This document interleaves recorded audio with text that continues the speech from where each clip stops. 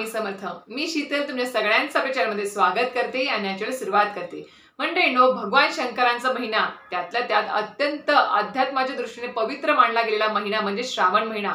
आणि या श्रावण महिन्याची सुरुवात लवकरच चालू होणार आहे, ती म्हणजेच येत्या 5 ऑगस्टला आपला पहिला श्रावणी सोमवार येणार आहे। म्हणजेच आता हा सोमवार गेला, आपली आषाढ अमावास्या आता पुढल्या शनिवार रविवार येऊन जाईल आणि पुढल्या सोमवारपासून 5 ऑगस्ट पासून आपल्या अत्यंत पवित्र अशा श्रावण महिन्याला सुरुवात होणार आहे। आणि आपल्यास माहितीच आहे की जे कोणी भगवान महादेवांचे भक्त आहेत ते पुराण काळामध्ये जे काही शास्त्रोक्त पद्धतीने जे काही आपल्याला विधी सांगितले आहेत, पूजा अर्चा किंवा उपास असेल, व्रत वैकल्य असेल, ते करत असतात। का तर भगवान शंकरांचा आशीर्वाद सदैव आपल्या पाठीशी असण्यासाठी हे सगळे भाविक भक्तजन अत्यंत मनोभावे श्रद्धेने म्हणजे अत्यंत कडक पद्धतीने सुद्धा पूर्ण श्रावण महिना ते पाळत असतात आणि व्रत वैकल्य, उपासना, मंत्र साधना करत असतात भगवान महादेवांची। त्याचबरोबर श्रावण महिन्याच्या पहिल्या सुरुवातीच्या दिवसापासूनच प्रत्येक भक्तजन जो आहे तो भगवान शंकरांची आपल्यावर कृपा दृष्टी व्हावी यासाठी खूप धडपड करत असतो। खूप म्हणजे मनापासून श्रद्धेने प्रत्येक श्रावण सोमवार असेल, कोणी तर अख्खा पूर्ण श्रावण महिना सुद्धा एकभुक्त राहतात। म्हणजेच काय, एक टाइम जेवण करणे, पूर्ण श्रावण महिना पाळतात। आणि काही जण जे 5 श्रावण सोमवार आलेले आहेत या वर्षी, यंदा 2024 मध्ये, त्या श्रावण सोमवार सुद्धा एकभुक्त राहून आपली मंत्र साधना, जी काही उपासना आहे भगवान महादेवांबद्दल, ती करत असतात। तर आपणास माहिती आहे की आपण श्रावण महिन्यामध्ये भगवान शंकरांची आपल्यावर कृपा दृष्टी व्हावी, आपली जी काही दुःख, चिंता, त्रास, पीडा आहे यातून आपली मुक्ती व्हावी आणि सदैव आपल्यावरती भगवान शंकरांचा आशीर्वाद सदैव आपल्या सोबत असावा, यासाठी प्रत्येक भक्तजन हा श्रावण महिन्याच्या पहिल्या दिवसापासूनच प्रत्येक सेवेला सुरुवात करत असतो, उपासनेला सुरुवात करत असतो भगवान महादेवांच्या। त्यातल्या त्यात आपल्या इच्छा, मनोकामना पूर्ण होण्यासाठी आणि मृत्यूच्या दाढेतून बाहेर आणणारा शिवलीलामृत या ग्रंथाचं सुद्धा खूप जण भक्तजन पारायण करत असतात। तेच आजच्या व्हिडिओमध्ये आपण जाणून घेणार आहोत की येत्या श्रावण महिन्यामध्ये आपल्याला शिवलीलामृत या अत्यंत पवित्र अशा, अत्यंत अध्यात्माच्या दृष्टीने पवित्र अशा ग्रंथाचं पारायण कसं करायचं आहे, त्याचे नियम अटी काय आहेत। जर नक्कीच तुम्हाला सुद्धा यंदाच्या म्हणजे येणाऱ्या श्रावण महिन्यात जर शिवलीलामृत या ग्रंथाचं पारायण करायचं असेल, त्याचे नियम अटी काय आहेत हे माहिती नसेल तर नक्कीच हा व्हिडिओ तुमच्यासाठी आहे। कारण की आजच्या व्हिडिओमध्ये मी तुम्हाला श्रावण महिन्यात शिवलीलामृत हे पारायण, या पोथीचं पारायण कसं करावं, नियम अटी काय आहेत, उपवास करावा का, सगळं, आणि त्याचं उद्यापन देखील कसं करावं आणि रोज किती अध्याय वाचायचे आहेत, किती दिवसांचं पारायण करायचं आहे, याबद्दल संपूर्ण माहिती तुम्हाला आजच्या व्हिडिओमध्ये मी देणार आहे। त्यासाठी नक्कीच व्हिडिओ पूर्ण बघा, स्किप न करता बघा, जेणेकरून संपूर्ण माहिती तुम्हाला व्यवस्थित कळेल। चला तर व्हिडिओला सुरुवात करूया।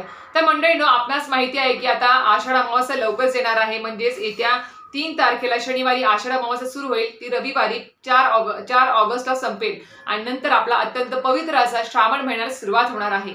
आणि आपणास माहिती असेलच की यंदा 5 श्रावणी सोमवार आलेला आहे। अत्यंत म्हणजे योगायोग खूप चांगला आहे, शुभ योग आहे आपला यंदाचा वर्ष म्हणजे 2024 की आपल्याला 5 श्रावणी सोमवार भेटणार आहेत। आणि आता या पहिले सुद्धा खूप लोकांनी शिवलीलामृत या पोथीचं पारायण केलं असेल श्रावण महिन्यामध्ये।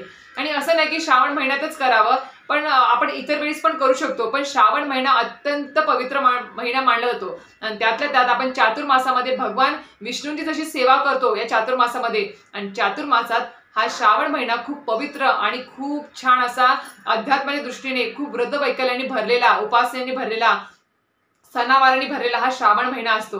त्याच्यामुळे आता आपल्याला या श्रावण महिन्यामध्ये शिवलीलामृत पोथीचं पारायण करायचं आहे। नव्याने पारायण करणार असाल तर नक्कीच व्यवस्थित सगळे नियम अटी जाणून घ्या आणि त्यानुसारच करा। जास्त काही अवघड नाही आहे आणि जास्त काही वेळ सुद्धा तुम्हाला लागणाऱ्यातला नाही आहे। आता सर्वप्रथम तुम्हाला काय करायचं आहे, या पारायणाची सुरुवात म्हणजे शिवलीलामृत या पोथीचं पारायण कधी सुरुवात करायची आहे, कोणत्या दिवसापासून करायची। शुभ दिनी तुम्ही कुठलाही सुरुवात करू शकता, पण त्यातल्या त्यात श्रावण सोमवार जो आहे, सोमवार हा खूप प्रिय असतो महादेवांच्या सेवेसाठी, उपासनेसाठी। त्या दिवसापासून म्हणजे सोमवारपासूनच तुम्ही या सेवेला, उपासनेला, या पोथीच्या पारायणाला सुरुवात करू शकता। आणि किती योगायोग छान आहे की यंदा 5 ऑगस्टला पहिला श्रावणी सोमवारच हा सोमवार आहे आपला, आणि त्या दिवशीच आपण या पारायणाला सुरुवात करू शकतो। आणि या पारायणाला सुरुवात करायची जर तुम्ही निश्चितच केलं आहे की यंदा 5 ऑगस्ट पासून किंवा श्रावण महिन्यात कुठलाही सोमवारी, 5 सोमवारपैकी एका सोमवारी जर तुम्ही शिवलीलामृत या पोथीचं पारायण करायची जर मनामध्ये खरंच इच्छा असेल, दृढ संकल्प केला असेल, तर नक्कीच ज्या दिवशी तुम्हाला वाचन सुरुवात करायची आहे, सोमवारी तुम्ही वाचनाला सुरुवात करणार असाल तर नक्कीच त्या दिवशी सकाळी सकाळी लवकर उठून तुम्हाला महादेवाच्या मंदिरात जायचं आहे.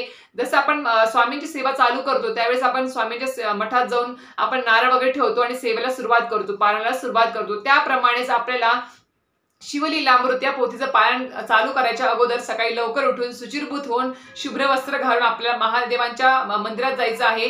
तिथे जाऊन त्यांना तुम्हाला दूध, बेलपत्र आणि पांढरी फुलं अर्पण करायची आहे. त्याचबरोबर गोडाचा एखादा नैवेद्य अर्पण करायचा आहे आणि तिथे तुम्हाला विनंती करायची आहे की आजपासून मी ह्या म्हणजे तुमच्या आशीर्वादाच्या कृपेने मी आजपासून 7 दिवसांचं शिवलीलामृत या पोथीचं पारायण सुरू करणार आहे आणि ते पारायण तुम्ही माझ्याकडून निर्विघ्नपणे पार पडून घ्या अशी तिथे विनंती करायची आहे आणि घरी परत यायचं आहे. घरी आल्यावर सुद्धा सकाळी सकाळी तुम्ही काय करायचं आहे, देवपूजा वगैरे तुमची करूनच तुम्ही मंदिरात जाल. तिथून विनंती करून आल्यानंतर घरी तुम्हाला संकल्प करायचा आहे. 7 दिवसाचं तुम्हाला हे पारायण करायचं आहे शिवलीलामृत. त्यामुळे संकल्प करणं खूप महत्त्वाचं आहे, कारण की भगवान महादेवांची ही म्हणतात की बा शिवलीलामृत या पोथीचं पारायण जर मनोभावे श्रद्धेने जर केलं तर नक्कीच त्या भक्ताची इच्छा पूर्ण होते म्हणजे होतेच. म्हणून सांगते की खूप लोकांचा दांडगा अनुभव आहे शिवलीलामृत पोथींचा. त्याच्यामुळे नक्की संकल्पयुक्तच ही सेवा करा. संकल्प कसा करायचा आपणास माहितीच आहे. तामण घ्यायचं, थोडं पाणी घ्यायचं पळीभर हातामध्ये, देवाऱ्यासमोर बसूनच धूप दीप लावून आपला संकल्प करायचा आहे. थोड्याशा अक्षरा घ्यायच्या, आपली नाव गोत्र सांगायचं. गोत्र माहिती नसेल तर कश्यप गोत्र म्हणायचं. गोत्र सांगायचं आणि सरळ तुमची जी काही इच्छा आहे, ज्या इच्छेसाठी तुम्ही ही शिवलीलामृत पोथीचं पारायण सुरू करत आहात ती सांगायची आहे आणि तुम्हाला हे माझं पारायण निर्विघ्नपणे या 7 दिवसात पूर्ण होऊ द्यात, विना म्हणजे कुठलेही अडथळे न येता असं म्हणून, आणि ही इच्छा या 7 दिवसाच्या पारायणामध्ये पूर्ण व्हावी ही सुद्धा विनंती करायची आहे महादेवांना.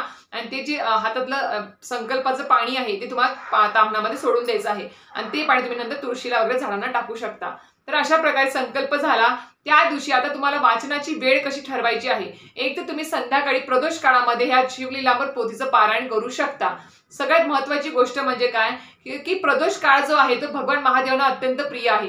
प्रदोष काळामध्येच काय की संध्याकाळी आपल्याला सूर्योदय आपलं जे सूर्यास्त होण्याच्या अर्धा तास अगोदर आणि सूर्यास्त झाल्याच्या नंतर अर्धा तास अशा हा काळ असतो. म्हणजे एक 4:30 ते 6:30 7च्या दरम्यानचा तुमचा हा प्रदोष काळ असतो. या प्रदोष काळामध्ये तुम्ही ह्या शिवलीलामृत पोथीचं वाचन करायचं आहे, पारायण करायचं आहे.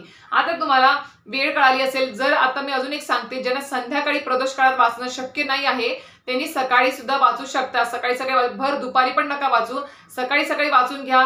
पहाटे लवकर या सगळ्या गोष्टी करून पहाटे वाचून घ्या तरी चालेल, काही हरकत नाही. आणि अजून एक गोष्ट म्हणजे आता काय सगळ्यात उत्तम काळ आहे प्रदोष काळ. त्यावेळेस वाचलं वेळ असेल तर अतिशय उत्तम. ज्यांना जॉबमुळे कुठल्या कारणांमुळे नाही शक्य प्रदोष काळात वाचणे त्यांनी सकाळी वाचून घ्यावी अतिशय, कारण की ब्रह्ममुहूर्तावरती आणि सकाळी फ्रेश असतं, आपलं मन पण छान स्वच्छ आणि एकाग्रता आपली चांगली लागू शकते त्या सेवेमध्ये. म्हणून सकाळी जरी वाचलं तरी अतिशय उत्तम. आता तुम्हाला वाचन कसं करायचं आहे. आता शिवलीलामृत जी पोथी आहे त्याच्यामध्ये एकूण 15 अध्याय असतात. हे 15 अध्याय कसे वाचायचे, तुम्हाला एकूण 7 दिवसांचे पारायण करायचं आहे. म्हणजे रोज तुम्हाला 2-2 अध्याय असे वाचायचे आहे. सोमवारी तुम्ही या पारायणाला सुरुवात केली की 2-2 अध्याय रोज वाचायचे आणि तुम्हाला ज्या दिवशी तुमचं 7व्या दिवशी हे पारायण संपेल त्या दिवशी तुम्हाला सकाळी लवकर उठून तुम्हाला हे शेवटचे 2 अध्याय वाचायचे आहे. म्हणजे 13वा आणि 14वा अध्याय वाचून घ्यायचा आहे आणि तो वाचून झाल्यावर त्याच दिवशी 15वा अध्याय सुद्धा वाचून घ्यायचा आहे. अशा प्रकारे तुमचं 7 दिवसांचं हे पारायण पूर्ण होऊन जाईल.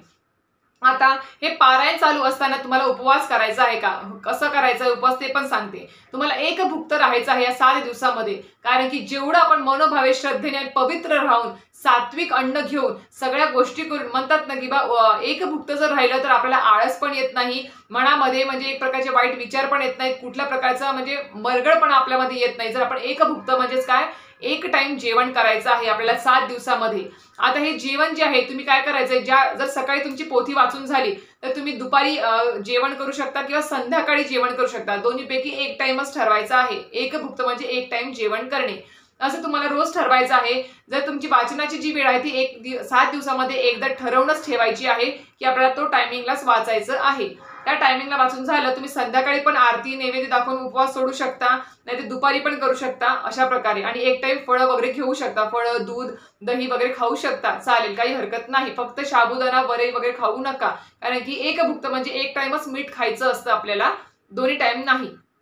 ती गोष्ट झाली. आता वाचन करताना देवाऱ्यासमोर बसूनच वाचन करा. धूप दीप लावून छान धूप लावा, मस्त प्रसन्न वातावरण करून घ्या. भक्तिमय वातावरणामध्येच या पोथीचं वाचन करायचं आहे. तुम्हाला ही गोष्ट कळाली असेल. आता हे 7 दिवसाचं पारायण चालू असताना आपल्याला तर आपण श्रावण महिना आहे, आपण तर मांसाहार खूप लोक वर्ज्य करतात या श्रावण महिन्यामध्ये, महिनाभर खात नाही. पण आपल्याला सात्विक आहाराचंच अन्न ग्रहण करायचं आहे. उपवास सोडताना एकभुक्त ज्यावेळेस एक टाइम आपण जेवू त्यावेळेस सात्विक आहाराचंच अन्न आपल्याला खायचं आहे.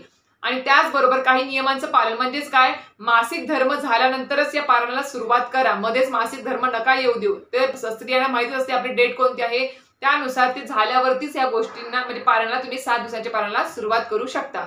दुसरी गोष्ट, हे पारायण चालू असताना आपल्याला आपलं मन, डोकं, चित्त एकदम शांत ठेवायचं आहे. आपल्याला या 7 दिवसामध्ये आपण मांसाहार तर करतच नाही, व्यसन करायचं नाही आहे पुरुषांनी. कुठलंही व्यसन फक्त म्हणजे वाईट व्यसनच नसतं. व्यसन म्हणजे कुठल्या गोष्टींचं आपल्याला व्यसन करायचं नाही, ते म्हणजेच काय तर खोटं बोलणे असेल, एखाद्याला त्रास देणे असेल, एखाद्याला छळणे असेल, एखाद्याबद्दल आपल्या मनामध्ये वाईट विचार येणे किंवा आपण एखाद्याबद्दल वाईट बोलणे, या 7 दिवसामध्ये तेच सुद्धा आपल्याला फळ मिळत नाही त्या पारण्याचं. म्हणून आपल्याला नियमांचं पालन ह्या पण करायचं आहे की खोटं बोलायचं नाही, कोणाला त्रास द्यायचा नाही, कोणाबद्दल वाईट विचार मनामध्ये आणायचे नाही आणि वाईट कोणाबद्दल बोलायचं देखील नाही आहे. कोणाला त्रास होईल असं वागायचंच नाही आहे आणि विनाकारण घरामध्ये भांडण किरकिऱ्या होणार नाही 7 दिवसामध्ये, त्याची सुद्धा काळजी घ्यायची आहे. कारण की आपले पारायण खूप महत्वाचं पारायण चालू असतं त्याच्यामध्ये, म्हणून आपण कमीच बोलायचं आहे. ज्यांचं पारायण आहे त्यांनी कमी बोला, एकभुक्त राहा, बस आपलं डोकं चिंतप आणि सदैव नामस्मरणामध्ये दिवस घालवा, जेणेकरून आपल्या डोक्याला कोणाचं लागणारच नाही या 7 दिवसामध्ये. त्याच्यामुळे या गोष्टींची देखील काळजी घ्यायची आहे आपल्याला. आता उद्यापन कसं करायचं, उद्यापन आपल्याला तुम्हाला शेवट दिवशी त्या दिवशी तुमचं वाचून होईल. वाचून झाल्यानंतर तुम्हाला काय करायचं आहे, त्या दिवशीच तुम्ही उद्यापन करू शकता. नैवेद्य दाखवायचा आहे आपल्याला, म्हणजे महादेवाच्या मंदिरात जाऊन तुम्हाला तिथे अक्षदा म्हणजे तांदूळ आणि बेलपत्र आणि पांढरी फुलं अर्पण करायचे, दूध अर्पण करायचं आहे. तिथे मंदिरात जाऊन सुद्धा तुम्हाला या गोष्टी करून यायचं आहे. धूपदीप दाखवायचा आहे. घरी आल्यावर किंवा मंदिरामध्ये सुद्धा मध्ये जर ब्राह्मण असतील तर त्या ब्राह्मणांना, पुजाऱ्यांना तुम्ही तिथे वस्त्र दान करायचे, शुभ्र पांढरे वस्त्र दान करू शकता. शिधा जी आपण म्हणतो, कारण की घरी आजकाल कोणी जोडपे जेवायला आली तर ठीक आहे, तुम्ही जोडप्यांना देखील जेवण करू शकता त्या दिवशी उद्यापनाच्या दिवशी. नाहीच कोणी आले शक्य झालं तर सरळ ब्राह्मणांना त्या दिवशी दान द्या, पुजाऱ्यांना दान द्या. शुभ्र वस्त्र, पांढरे शुभ्र वस्त्र आणि शिधा तुम्ही दान देऊ शकता, दक्षिणा दान देऊ शकता या दिवशी. अशा प्रकारे तुम्हाला 7 दिवसांचं शिवलीलामृत पारायण हे करता येतं. आणि श्रावण महिन्यात असं नाही तुम्ही एकदाच करू शकता असं नाही, तुम्ही प्रत्येक सोमवारी चालू करा. मासिक धर्म संपला, समोरचा येणारा जो सोमवार आहे त्या दिवशी तुम्ही चालू करू शकता. पुरुष मंडळींना तर अतिशय उत्तम काळ आहे, कारण की तुम्ही जर 5 श्रावण सोमवार आहे, जर तुम्ही आठवड्याभराचं जरी एक पारायण केलं, तुमचे 5 शिवलीलामृताचे पारायण होऊ शकतात. त्याच्यामुळे सांगते की नक्कीच सगळ्या गोष्टींचं, नियमांचं पालन करून या शिवलीलामृत पोथीचं पारायण करा. उद्यापन तुम्हाला कळालं आहे, नियम अटी देखील तुम्हाला कळाल्या आहेतच. उपवास, पूर्ण उपवास नाही करायचा आहे, एक टाइम जेवण करायचं आहे, सात्विक आहार घ्यायचे आहेत, अशा दृष्टीने तुम्ही आणि एक टाइम फलहार करू शकता. अशा प्रकारे तुम्हाला कळालं असेलच. अतिशय पवित्र असा हा ग्रंथ आहे, महादेवांना प्रसन्न करण्यासाठी आणि त्यांची कृपादृष्टी आपल्यावर सदैव राहण्यासाठी. त्याचबरोबर या शिवलीलामृत पोथीच्या पारायणाने खूप लोकांच्या इच्छा पूर्ण झालेल्या आहेत. आपल्या ज्या काही इच्छा असतील, जे काही स्वप्न असेल ते पूर्ण होण्यासाठी नक्कीच या पोथीचं पारायण करायला विसरू नका यंदा श्रावणामध्ये. तर अशा प्रकारे तुम्हाला आजचा व्हिडिओ माहिती आवडली असेल तर नक्कीच लाईक, शेअर आणि सबस्क्राईब करायला विसरू नका. श्री स्वामी समर्थ.